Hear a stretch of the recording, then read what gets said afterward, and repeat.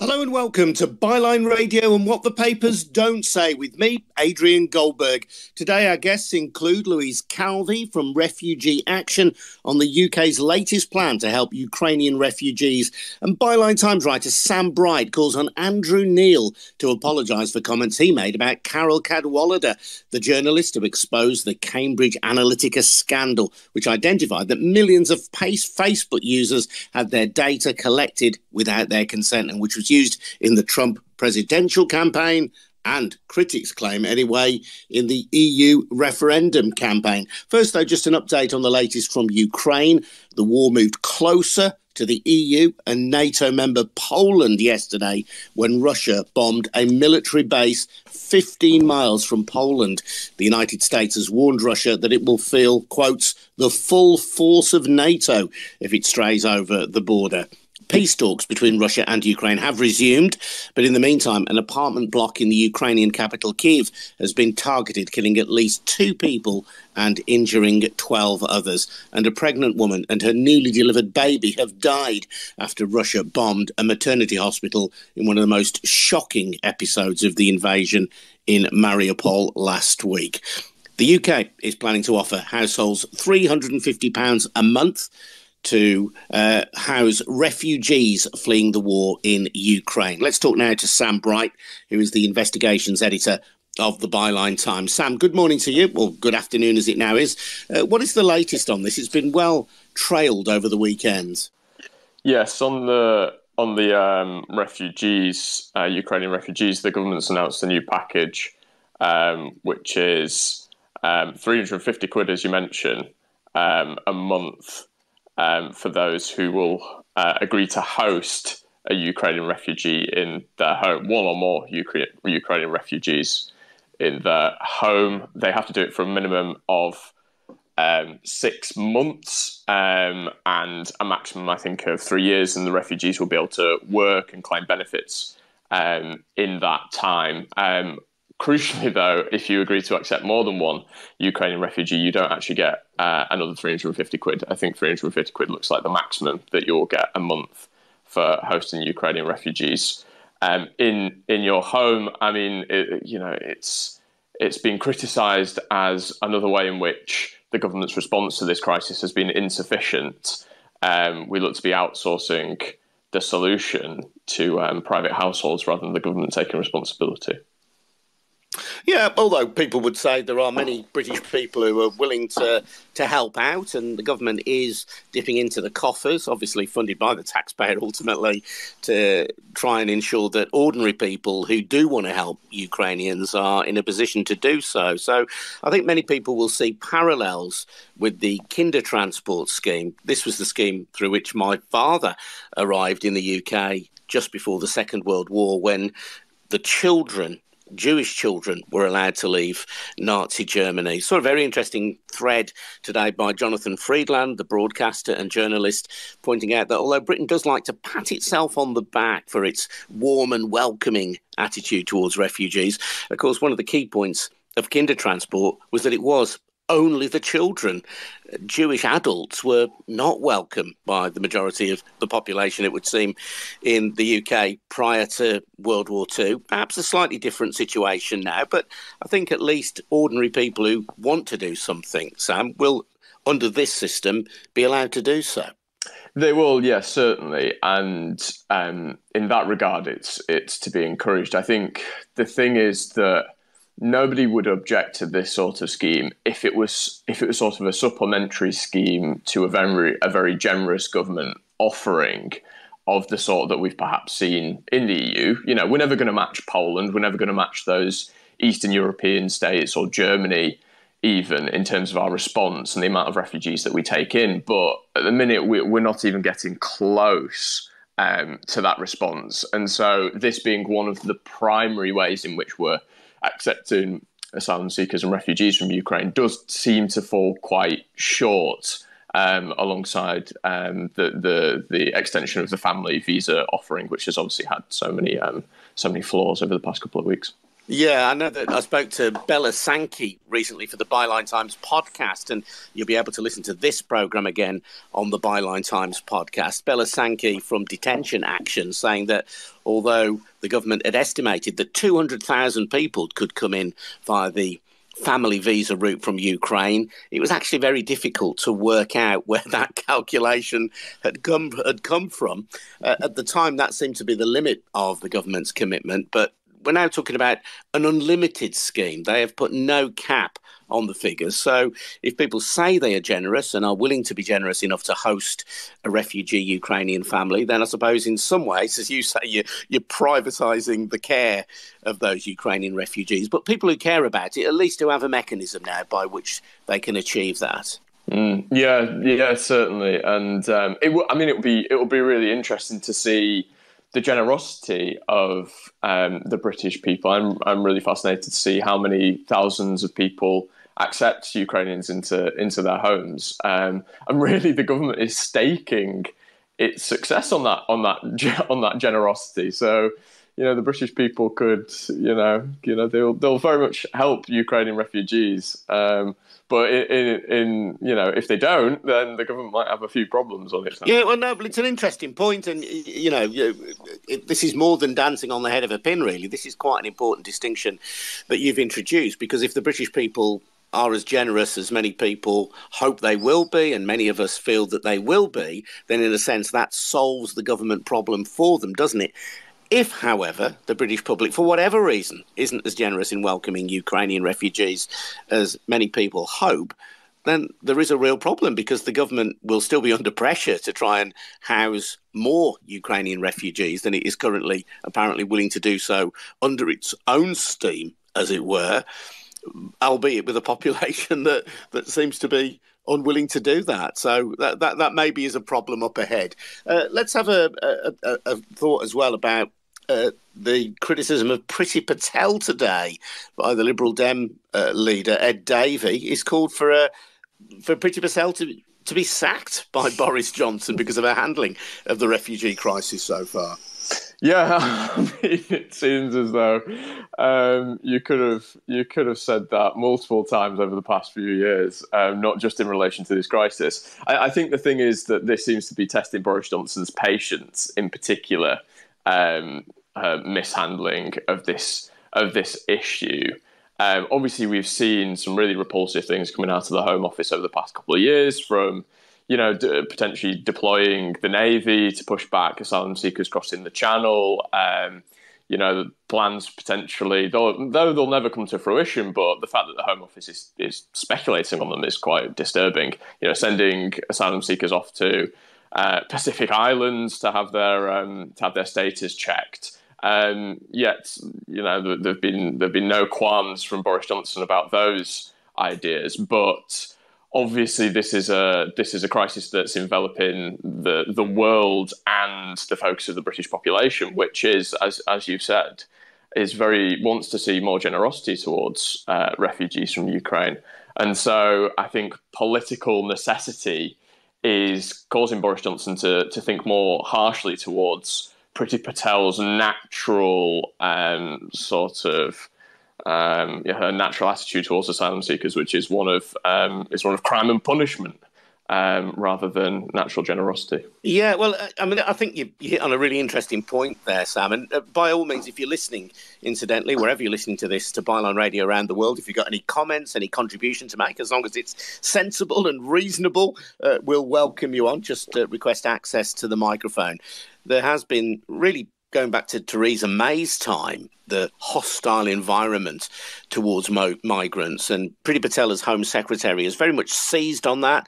The Nationality and Borders Bill has been criticised for its failure to give safe routes to refugees fleeing persecution, people who arrive in this country having had no safe route to get here, but who perhaps incredibly bravely crossed the Channel in a small boat, risk, under the Nationality and Borders Bill, if and when it becomes law, imprisonment. They risk being criminalised. So there is, and I referenced this in a broadcast last week, this kind of screeching U-turn by the government, whereby immigrants are very much told, they're not welcome, albeit that Britain does have some allowance for migrants, but the broad image of the UK government's stance on migration is that really we don't want any more refugees here. This was a message that was emphasised as well through the whole Brexit campaign. And now suddenly the same British public is being encouraged to welcome migrants into their homes, albeit that circumstances have changed. But there is this, I think, real difficulty for a government and its supporters and in the media who've spent so long telling us to fear migrants, to be hostile towards them, to other them, to now say, bring them on in, give your home to one. Well, exactly, but I mean, this is potentially the point about outsourcing, isn't it? That it sort of makes it seem as though it's a policy being adopted by the British public, by us as individuals, rather than the government. It's sort of the government saying, "Oh, if you would like to do this, you can." We're not compelling you to do so, which allows the government to walk this tightrope, as you say, between the demands of the public that want a more generous approach and its natural conservatism towards asylum seekers. And I think that this whole crisis just sort of exposes the government's attitude for what it is regarding asylum seekers, because I think it's worried about the fact that if it shows a more of an open door policy towards Ukrainian asylum seekers, then people will rightly question, and the principle will have been set that the government should show similar levels of sympathy towards refugees from other parts of the world. And people will rightfully question why we're accepting Ukrainian refugees and not those from Afghanistan and Iraq and Syria. And that puts the government, as you say, considering the laws that it's trying to put into place, not merely its principles, that will put the government in a really sticky situation. And at the minute, this policy is one of the few ways that it's trying to get around that. But I'd say it's probably failing to walk that tightrope at the minute. Interesting thoughts. Sam Bright with us here on Byline Radio. Sam is the investigations editor at the Byline Times. My name's Adrian Goldberg. You're listening to Byline Radio and the Byline Times podcast with our Monday to Friday noon programme, What the Papers Don't Say. We're talking about the UK's attitude towards Ukrainian refugees and a new scheme that would give householders £350 a month for accommodating refugees. I also want to talk to Sam specifically in a moment about his calls for an apology to Carole Cadwalladr, the journalist who exposed the Cambridge Analytica scandal. Sam is calling for an apology from the esteemed broadcaster and journalist Andrew Neil. We'll find out why in just a moment. But if you're new to this, let me just explain who we are. This is Byline Radio, and we're part of the Byline Times empire. What's that, I hear you say? Well, the Byline Times is a brilliant monthly newspaper, and you can find out how to subscribe to it by going to our newsbreaking website, bylinetimes.com. So you can take out a subscription or a membership, and if you do so, you get a fantastic monthly paper, a proper old-fashioned newspaper, but your subscription or membership will not only help to fund that newspaper, it will help to fund the website, helps to fund the Byline Times podcast, Byline TV, and this radio output as well. So if you can afford to do it, and I know times are very hard for many people, but if you can afford to do it, please take out a subscription or a membership to the Byline Times at bylinetimes.com. Now, Sam, talk to me about then these calls for an apology for Carole Cadwalladr. The reason that Carole Cadwalladr is such a significant and important journalist of our time is that she exposed the Cambridge Analytica scandal, which revealed that data from Facebook had been sold. It had been sold to Cambridge Analytica. It had been garnered without the permission of millions of Facebook users and was then used both to support President Trump's campaign, Senator Ted Cruz's campaign in the United States, and some people maintain was also used to influence the EU referendum in 2016. That's a bit of the background to it. Why does Carole Cadwalladr, in your view, deserve an apology from Andrew Neil? Well, there's the first point, which is on a very basic human level, in that Andrew Neil, for one, said that Carole's reporting on Cambridge Analytica, he shared articles suggesting that it was a conspiracy theory, which is completely ridiculous. For one, Facebook has been fined £5 billion for £4 billion in the United States because of the Cambridge Analytica scandal. It's been fined £500,000 by the ICO in the UK for the Cambridge Analytica scandal, hence essentially admitting that this took place and that Carole's reporting was accurate.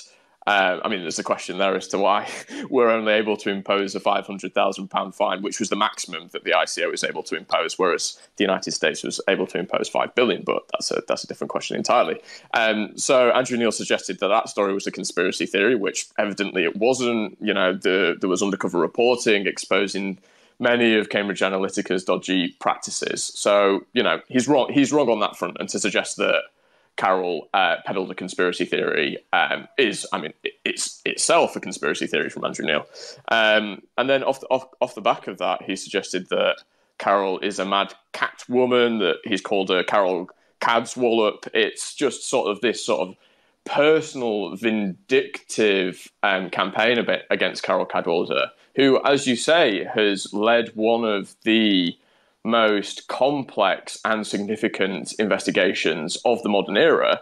And of course, this has significance now, extra significance, because Carole has investigated the ties between the establishment, between the Trump campaign, between the Brexit campaign, and Russian interference. And now Andrew Neil has been tweeting regularly and justifiably about the oligarchs that have been sanctioned by the UK government, by the EU and the US, and we all are now aware of, or more aware of, the ways in which Russia has attempted to interfere in our politics.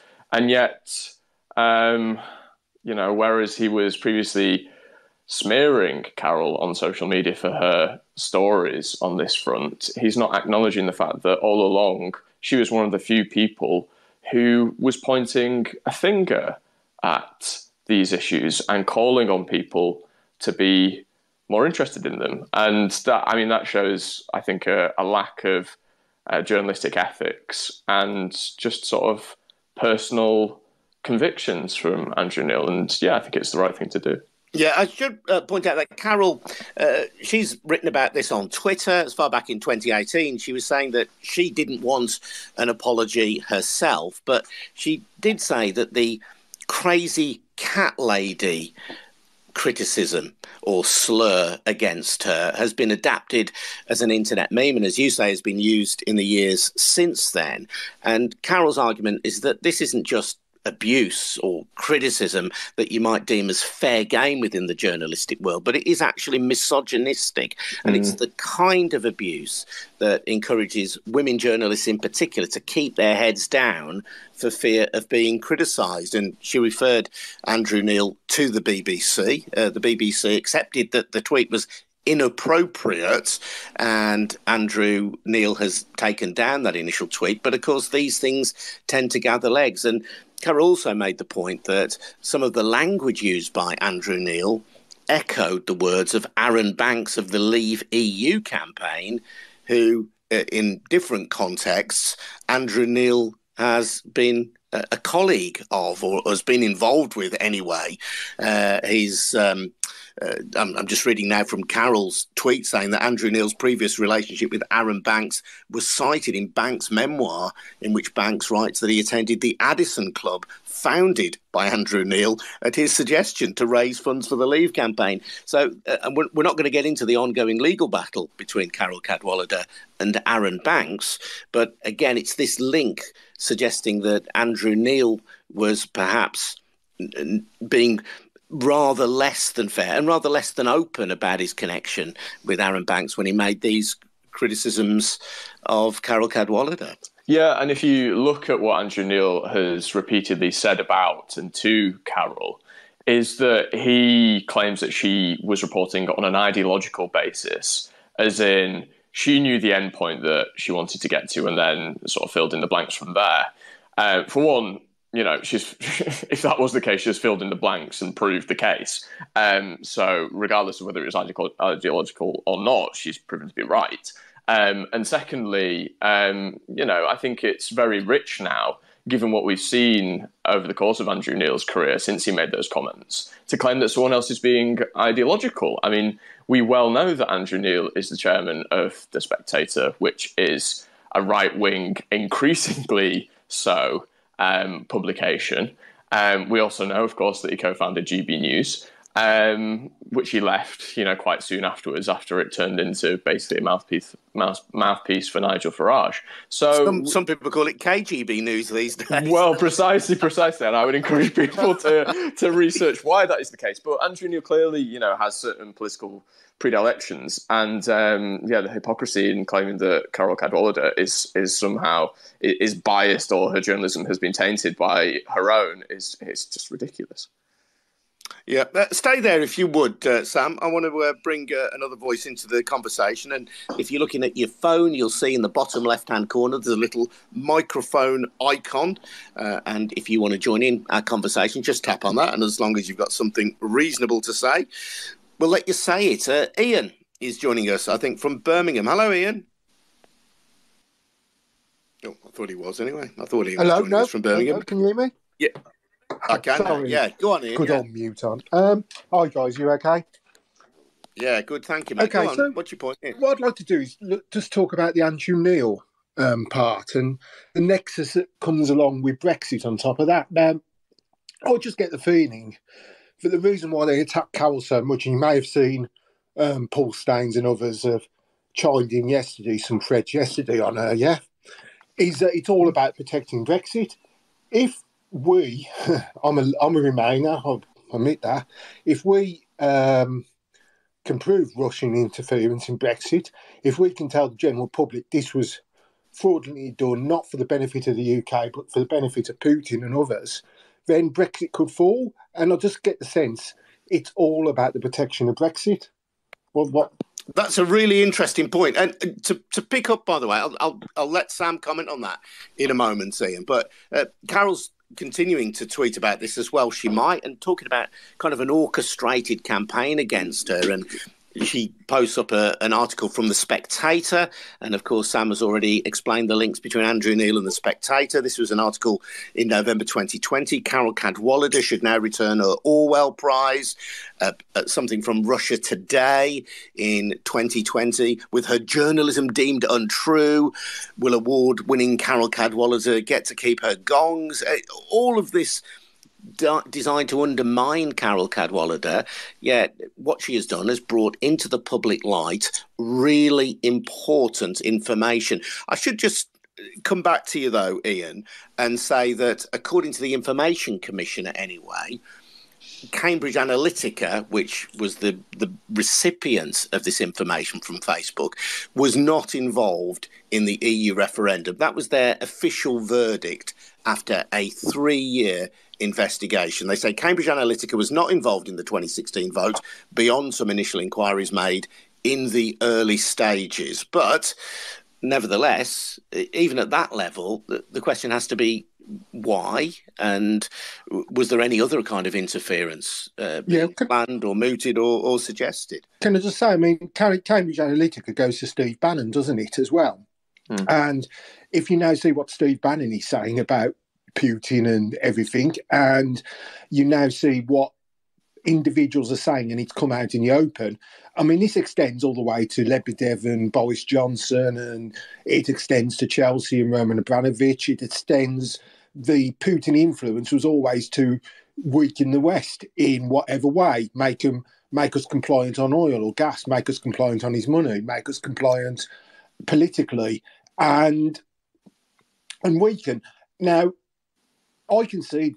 Again, sorry, and just to step in there, as you know, of course, Evgeny Lebedev denies doing anything improper. His name has been in the papers over the weekend, including his own. He wrote a big article for the Evening Standard, insisting that he hasn't been a stooge of Putin, that he hasn't been doing Russia's work. He's the guy who's he's the son of a KGB officer. And he has become very friendly with Boris Johnson over the years and with various members of our, if you like, the social circle, people like Elton John, high-ranking entertainers and so on. Yeah. But he insists he's done nothing wrong. But I suppose there are suspicions, not specifically about him, but because of the way that Putin's state works, that people who've done well out of Putin owe him a debt of honour, and Indeed. in the West are working on his behalf. And it's like the thing that Cohen was talking about, Trump being the mafia boss, is that you don't have to have direct links. You just have to have a nod and a wink. And my issue is that it's all interlinked. And let's be honest here, if this was not a Tory MP, a Labour MP, or a Lib Dem MP, a Green SNP, doesn't matter who it is, had all these links, had all these problems, do we honestly believe they'd still be PM today? Mm. Do we honestly believe that? I don't. I believe, if Jeremy Corbyn had won the election, if Keir Starmer, if any of them, Ed Davey, it doesn't matter, Nicola Sturgeon, had all these links that we see. And that comes back to what Andrew Neil's trying to do for The Spectator, is that he now kind of wants to link it all to Carole and put the blame that she's this mad woman, for want of a better word, with a tinfoil hat on. And Sam quite rightly said, it's all been proven. Everything's been proven. And yet, what do we get from the press? Nothing, relatively nothing. We've got you guys that are doing fantastic work, which is why I subscribed. It's got so many others who are trying to do the work, but the general public aren't aware of this. You haven't got millions listening to us now and understanding this. It's all opaque. It's all Partygate worked because it was easy for the average person in the street to understand. Does anybody really understand how the tentacles of all this reach out and grab and the influences that people like Andrew Neil do have on it? Yeah, I think you're spot on. I think Carole, for the first time, sort of pulled back that veil, and they really jumped on her to try and shut this sort of story down. I think there's two important things to say. One of which is what we need to look at is, one, whether Russia had the intent to influence the EU referendum and why that was the case. And I think it's pretty clear that Putin has wanted to sponsor Euroscepticism across Europe. We've seen it in Hungary. He's got a very sympathetic attitude, or as he did prior to this present crisis with the Orban regime.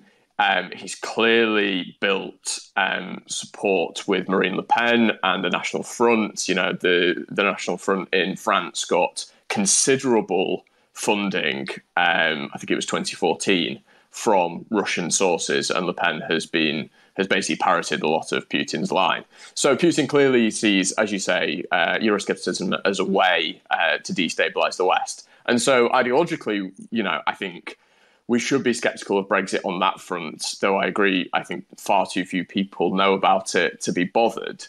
And then there's the case of whether they actually did, to any meaningful degree, whether they did influence the EU referendum.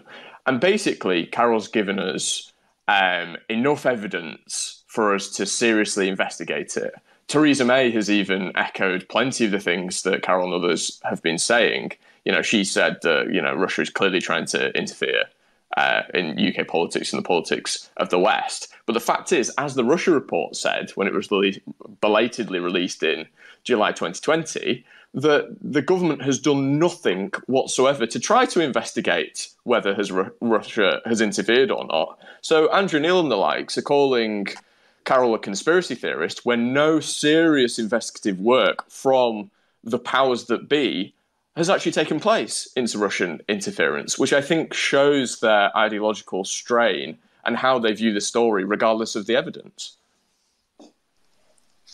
Interesting point, Sam. And of course, the Russia report, as highlighted by the Joint Intelligence and Security Committee, the Russia report highlighted the fact that the kind of potential or possible influence of Russia in the EU referendum hadn't been investigated, had it? I mean, it was. I mentioned the information. The Information Commissioner's Office did do a 3-year report, and that was looking at the involvement of Cambridge Analytica and its impact on the 2016 EU referendum. But the question of whether Russia specifically meddled or attempted to meddle with the EU referendum, it was a case of government looking the other way, not an incredible, willful lack of curiosity. Yeah, exactly. And it's interesting reading back through the Russia report, and it points out a lot of things that we are now talking about. It points out the laundromat of Russian oligarchs processing their dirty money through the City of London, through Londongrad, in order to build a life, in order to stow away their cash and to launder their reputations in London. The Russia report was talking about this. It was written in 2019, so it was talking about this 3 years ago. It also highlighted the problem of golden visas, which have only now belatedly been clamped down on by the UK government. And so when that same report is saying, there are questions to be asked as to the influence of Russia in the referendum, and we haven't investigated, considering it was so on the ball on these other issues, it seems a massive oversight that the government, although we can all understand why they're not doing it, it's a massive oversight that they're not looking into it. What do you make of that then, Ian? Yeah, can't disagree, can I? Can I make one point on the refugee question as well? You can indeed, because we're going to speak to Louise Calvey in a moment from Refugee Action. So it's a very timely comment. Go on, make it in. Well done. Yeah, no problem. You're a professional, mate. I've done various bits of this before, Adrian.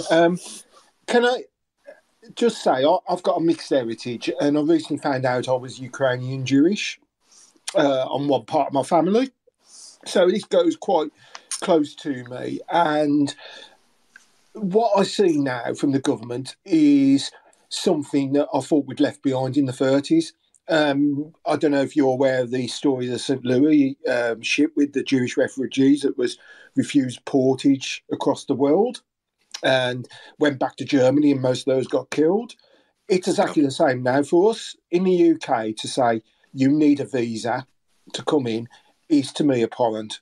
Okay? It's as simple as that. If there's security concerns, do stuff when they get here. Do put them into an hotel, mark them up, register, whatever you need to do, but let them in if they want to come in. I think the suggestion is that going forward, it may be the case that the biometric testing is done after arrival in the UK. But I'm not sure about that. Let's bring in Louise Calvey. Sam Bright, thank you very much indeed. That's a really fascinating primer on why Andrew Neil should apologise to Carole Cadwalladr. I should stress, by the way, that via the medium of Twitter, I did invite Andrew Neil to come on Byline Radio. That offer stands. He may have been busy. He may not have seen the tweet.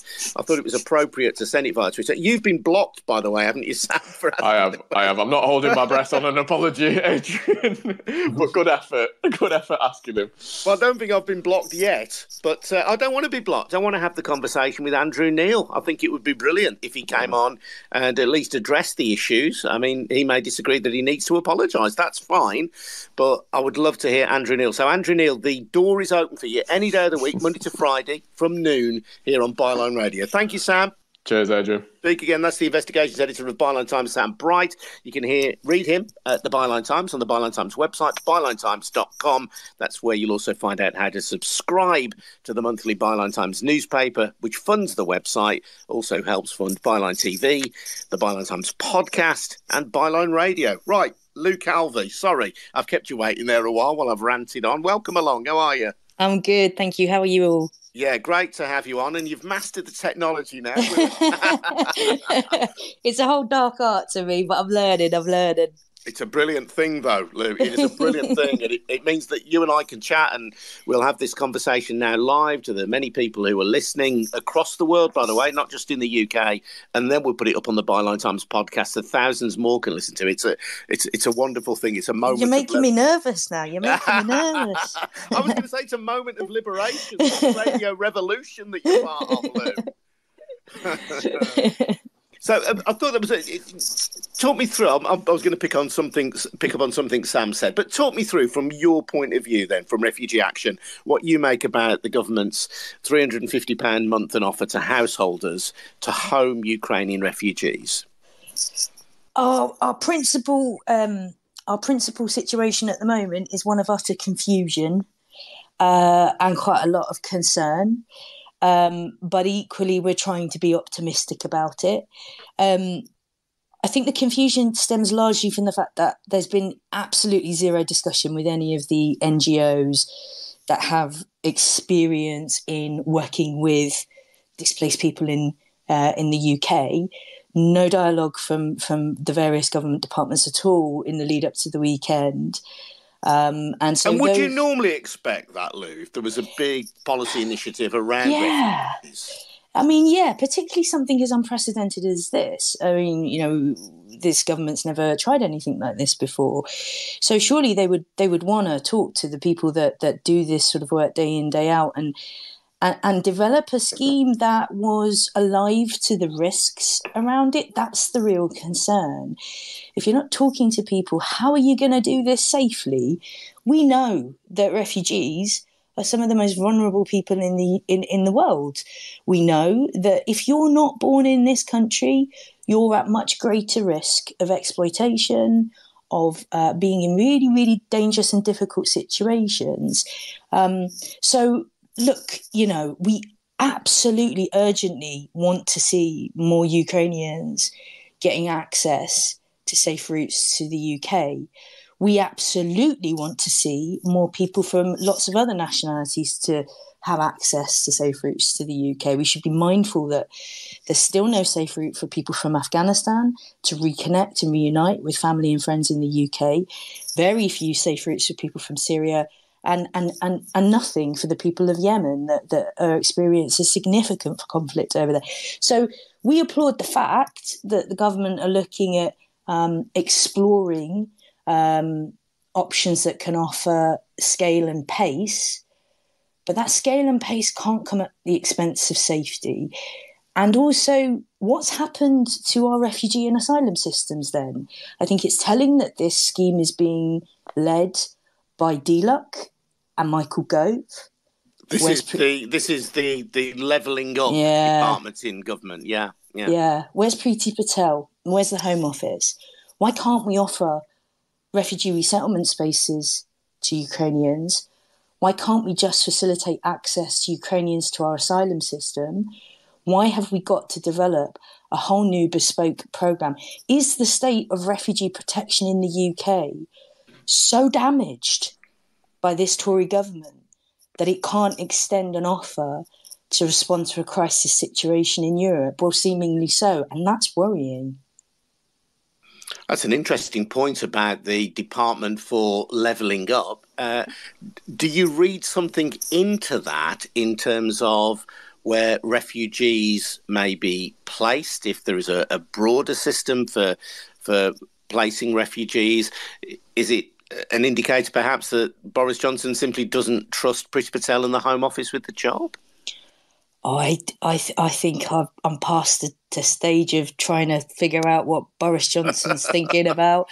But we can speculate. I mean, of course, we will speculate. At this time, we've got Tory flagship policy, the anti-refugee bill, the new borders bill, that has been their absolute flagship policy around immigration and refugee routes. At precisely this moment of a refugee situation in Europe, that of overwhelming numbers, the government is in the final stages of trying to push its bill through. That's going to essentially, don't forget that bill has no pledge for refugee resettlement in the UK. It'd be the first year for as long as I can remember that we haven't pledged any number to refugees resettling in the UK.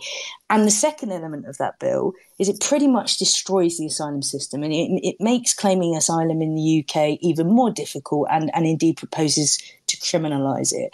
Now, when you think about the fact that over the past couple of weeks since the crisis in Ukraine started, We've talked a lot about visas. We've talked a lot about family visa schemes. Now we're talking about British people opening up their houses. The words that have been absent from government around the dialogue of Ukraine has been the words of protection. We have not heard from them once that sees the people from Ukraine as refugees with well-founded fear of persecution, with a need to claim asylum or to look for other protection under the Refugee Convention. And I think it's very interesting that the government are very carefully ensuring that they're not drawing a connection in public consciousness between the people from Ukraine and the concept of refugees, because all we've heard from them for the last few years is anti-refugee. They've talked about people crossing the channels as illegal migrants, as economic migrants, as somehow criminal, and they have a situation here where the public are starting to cut through. We're starting to see the public understand why people make those channel crosses. They understand now that you need to be in the UK to claim asylum, and you cannot get a visa to claim asylum. And we've seen them use that visa system as a way of throttling the number of people from Ukraine being able to enter the UK. So I think there's a very deliberate attempt to construct a narrative around Ukrainians that isn't one of protection. And that's why we're seeing things like DLUC leading on this conversation. We're seeing visa and immigration so I understand correctly what you're trying to say then, and not because you haven't articulated it well, but just because I'm a bit slow. You're effectively saying that refugees from Ukraine are being treated as a special case and in a different way than people also legitimately fleeing persecution in Afghanistan, in Syria and Yemen. Thank you. Yes, that's precisely what I'm saying. Let's break that down. People from Afghanistan got offered access to a refugee resettlement scheme. There were 2 bespoke refugee resettlement schemes for people from Afghanistan operating in the UK at the moment. The people from Syria got offered bespoke access to a Syrian resettlement scheme. That was David Cameron, who pledged 20,000 resettlement spaces over 5 years, you might remember, which we finalised in 2021. We also did the evacuation of people from Afghanistan. The people from Afghanistan and Syria don't get meaningful access to family reunion. There are lots of problems with the way that the Home Office operate their family reunion scheme. Broader population, people from Yemen, all of the other sort of conflicts in the world and the protection needs of others in the world. At the moment, they don't have any meaningful routes to safety in the UK. We have a global resettlement scheme called UKRS in the UK, but as I said, alluded to earlier, there's no quota for that in the UK at the moment. So there's not a lot of people gaining access to that. So the rest of the people in the world, the only way they can get protection at the moment in the UK is to make a dangerous crossing because they don't have a visa and they can't get a visa, and to claim asylum when they physically set foot in the United Kingdom. So what we're seeing in Ukraine is the government aren't using any of their refugee resettlement routes that they used for Afghanistan, that they used for Syria. They could immediately activate their global UKRS system for Ukrainians. They've chosen not to do that. They're not meaningfully allowing Ukrainians access to the asylum system because instead they're choosing to grant a family visa, which is an immigration device. It's not a protection device. It's very interesting that we're not seeing any of those usual and typical protection routes being extended to Ukrainians. That offers Ukrainians some better connections to the UK, i.e. through the family visa scheme, but it also offers them less access to the UK because they're not being given resettlement. And one of the key questions around the new sponsorship scheme for Ukrainians is, what status are they going to have? Because status is really important when it comes to claiming benefits, when it comes to getting access to universal credit housing payments. The commitment for hosts that we've understood from reading the newspapers is they're only going to have to commit to accommodate that Ukrainian family for 6 months. So what happens in 6 months' time? How are they going to be able to secure their own accommodation? What level of benefits are they going to have access to? Are they going to have the right to student funding if they want to go to university? Are they going to have the right to free ESOL classes? These are all questions that tie to status and what type of status they're coming in with. Really good and thought-provoking and quite a troubling analysis, Lou, I have to say. Before I let you go, let me just ask you one further question about the kind of support that people fleeing this war zone will need. The first thing I would say is it's hugely variable. I've learned in the many years that I've been doing this work that no refugee is the same. Refugees are absolutely, like every other person, individuals, and some of them will. We learned through I was involved in the evacuation of Afghanistan, and some of the people that arrived were still working. They were still in jobs, and they're still working from their hotel rooms now. And they speak English, and they're quite close to being able to rebuild their lives in the UK. Have good family links, connections. Others are really very, very vulnerable. In the Afghan hotels, for example, we're seeing a lot of people with whose mental health is really starting to deteriorate. A lot of support around the trauma that they've suffered. The other thing to bear in mind is when we've seen historically when refugees are forced to flee en masse, as we're seeing in Ukraine, as we've seen in Afghanistan, as we've seen in Yemen, what often happens is you see large amounts of family separation. People literally take what they can and they run in different directions. They lose touch with family members, or they may have even lost family members to the violence that they're fleeing. So depending on the circumstances of that individual, they're going to have a really variable support need. I have every hope that this sponsorship scheme for those families that are less damaged through their displacement would work really, really well. It's some temporary accommodation, some time to reset yourself, reorientate yourself, and you don't necessarily need that much support to recover from your trauma. But for many, many Ukrainians, this is not going to be enough. They're going to need access to mental health support. They're going to need access to family tracking and tracing services so they can reconnect with family members. They may need a lot of ESOL support to learn the language and just support to orientate themselves to where they are in the UK. Simple things like how to access the post office and which buses to catch. It really varies with the individual. One size does not fit all. Usually refugee sponsorship is not new. What's new is the DLUC leading on it and, £350 and doing it at scale and pace. Refugee sponsorship has existed in the UK for about 5 or 6 years, and typically it takes around 150 refugees a year. And it works really well as a complementary pathway, as a complementary offer to a mainstream resettlement and asylum service. Resettlement and asylum, or resettlement principally, is much better suited to those more complex, high support refugees, which will probably be quite high numbers, with a community sponsorship scheme sitting alongside that, working with those refugees that perhaps don't quite need as much support as others. That's how it usually works. Obviously, we're not looking at that here because we haven't got a resettlement offer for Ukrainians.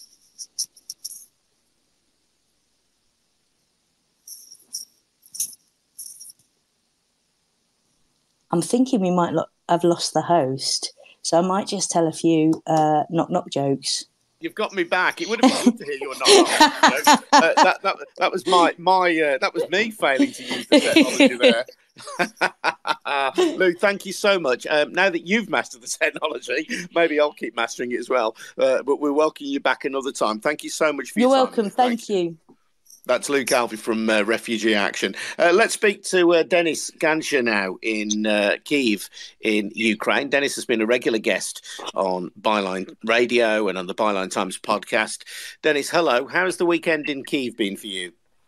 Yeah, hello. Nice to be able to talking to you. While I was listening to Lou, there was some bombs falling not far from me, but still able to speak to you. So I personally myself went to Kyiv because I'm staying in the outskirts. I went to the center to see what is happening there. I was near Irpin. Probably you've heard that this is one of the biggest fronts of Russian and Ukrainian war. And I would say that it's very noisy up here near Bucha, Irpin. But the city is ready. The city is ready to big defense. The city is ready to fight the Russians back. So we are probably entering one of the most active phases of war, and I think it will be the final one, but it's hard to predict. The suggestion is that Russia is looking to encircle Kyiv. Is that the understanding in the city? We've been hearing that Russians will encircle Kyiv for 19 days already. I was told by many friends from the West that Denis ran away from Kyiv, something disastrous would happen. Russians tried to come from the eastern part of Kyiv, but they received a very warm welcome by our army. And by a warm welcome, I mean that they were fought back and tens of tanks were destroyed. So I would say that there is no way Russians can seize Kyiv because everybody there is prepared for the defense of the city. And even more, if somehow they manage to totally encircle Kyiv and cut it off of food supplies, Kyiv is ready to stay for 2 weeks with food, with everything needed. But it's still a very, very difficult and I suppose unknowable situation. I'm not sure if you're aware, Denis, that the UK government has been talking over the weekend about an additional scheme for refugees from Ukraine. At the moment, if you are Ukrainian and you have a family member in the UK, you can seek to obtain a visa and come and settle in the UK, at least for a period of time. But the suggestion is now as well that ordinary households in the UK will be given a certain amount of money each month, £350, and they will, if they accept that money, then have a Ukrainian refugee to come and settle with them. What do you think of that? Of course, UK is very far from Ukraine, and before war, it was hard for us to travel to you. I haven't heard, I do not have friends who have fled to the United Kingdom because most of my friends are right now in Poland, Austria, Germany, whatever, so it's hard to comment really. But it's really good that more and more countries are thinking of how they can help Ukrainian refugees. But it's not like my case because my family is here. I am here. I'm continuing my resistance as much as I can. My biggest friends, my best friends, they're here. So it's not the very big case for me, fortunately or not. Yeah, you'll be saying that. I'll come back to you in a moment, Denis, just to say if you want to request a microphone, if you want to have a chat, if you want to comment on something that you've heard Sam Bright saying or Lou Calvey from Refugee Action, or that Denis is saying, by all means, request a microphone. Before we disappear around 1 o'clock, we will try and let you on. Of course, if you're listening to this on the podcast, you won't be able to request a microphone, but I think you get the general picture. But if you do want to speak up, now is the time. Just to remind you that this is Byline Radio. I'm Adrian Goldberg. And if you want to spread the word about Byline Radio, please do so. And if you want to support our daily broadcast, we're on every day, Monday to Friday at noon, telling you what the papers don't say, then if you want to support that work, please take out a subscription or a membership to the Byline Times. In return, you'll get a monthly newspaper, which is really, really, really well written, but you'll also be supporting the work of our newsbreaking website, bylinetimes.com, Byline TV, the Byline Times podcast, and Byline Radio. So your money really does go a long way. So please support by taking out a subscription or a membership. Go to bylinetimes.com for more information. Denis, you're talking about the situation there in Kyiv or just outside Kyiv where you are at the moment. What is daily life like? What do you do? Can people go to work? I can't imagine that people do. How do people shop? What's the situation? So the situation is really like this, where it is possible. I'm speaking about like the places safer than Mariupol, Kherson, Kharkiv. People are trying to get back to some kind of normal life because right now our government is urging the parliament to accept some measures which will reduce taxes for business, which will totally reduce pressure on business so that small and medium enterprises can get back to work. And personally, I myself is getting back to some kind of work, like working probably several hours per day, because I do understand that I need to pay my taxes this month. That's incredible to think that there you are at war, but I suppose it underlines the resilience, though, of the Ukrainian state. There is still a functioning Ukrainian government, notwithstanding attacks on apartment blocks, on hospitals. There is a functioning state that can take your taxes, and as well as funding the army, which of course is huge at the moment, but can also fund basic social services as well. Yeah, this is, of course, it's hard. Of course, like 50% of Ukrainian companies, they stopped their operations because there are a lot of people in the army. Some people are volunteering, some people are like fled the country. But still, we do understand that if it is possible, of course, if it is safe for you to do this, continue your work. And this is really amazing because I already received some questions from people who I helped to fled to the Western Ukraine. Dennis, how can I come back to Kyiv? How can I come back to Kharkiv? So people, they do understand that the victory is here to come in some visible future.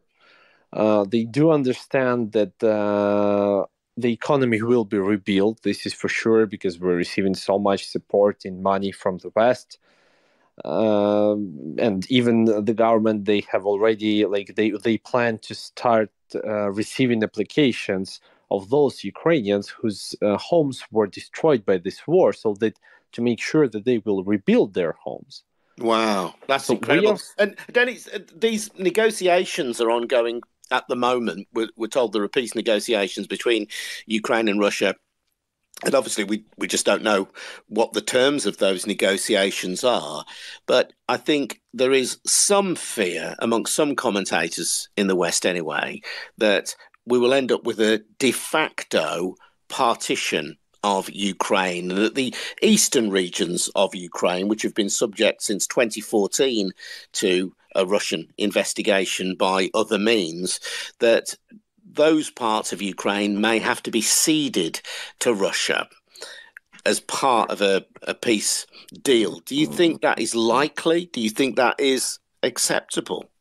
I do think that the commentators have not watched our Minister of Foreign Affairs, who stressed that not even 1 centimeter of Ukrainian land will be given up. We do right now understand that the advantage is on our side. And this war must be ended with Ukrainian terms. Because what I really want to say to you, if somehow, but I don't really believe in this, our government managed to agree on Russian terms, Ukrainians will go and protest and demand that we finish this war with bringing back our territory. We do not want more. It's just speaking about our eastern regions, Crimea back, and many, many more things. And you, of course, come from the east. For people who haven't heard us chatting before, you come from Kharkiv, and you've had to flee from Kharkiv to the edge of Kyiv now.